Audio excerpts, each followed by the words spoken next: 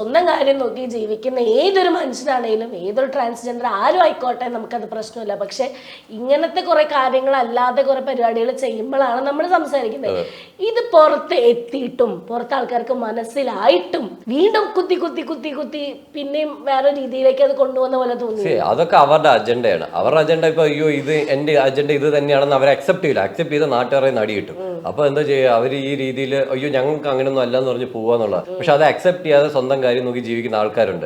നമ്മളെപ്പോലെ ഇപ്പൊ ഒരുപാട് പേര്, എനിക്ക് കമന്റ് ബോക്സിലൊക്കെ കുറെ പേര് വന്നിട്ടുണ്ട്. അവര് ഞാൻ പറഞ്ഞതിന് ശേഷമാണ് ഇതാണല്ലോ എന്ന് മനസ്സിലാക്കി വന്നിരിക്കുന്നത്. അപ്പം അതിൽ ഞാൻ ഹാപ്പിയാണ്. ആൾക്കാർ മനസ്സിലാവുന്നുണ്ട്. ഇപ്പൊ കുറച്ചുകൂടെ ഞാൻ ഇത് വന്ന് പറഞ്ഞതിന് ശേഷം ആൾക്കാർ കുറച്ചുകൂടെ. ഇന്നലെ ഞാൻ ലുലു മോളിൽ പോയി, ഒരാൾ വന്ന് എന്നെ കെട്ടിപ്പിടിച്ച് ജസ്റ്റ് കയറി. ഞാൻ ഒരു ദിവസം പെട്ടെന്ന് കെട്ടിപ്പിടിച്ചിട്ട് പറഞ്ഞു ഇത് നിന്റെ നിലപാടിനാന്ന് പറഞ്ഞിട്ട് ഒറ്റ പോക്ക് പോയി.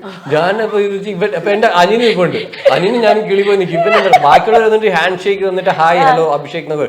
ഇതൊന്നുമില്ല. ആണാണോ പെണ്ണാണോ ആണോ വന്നത്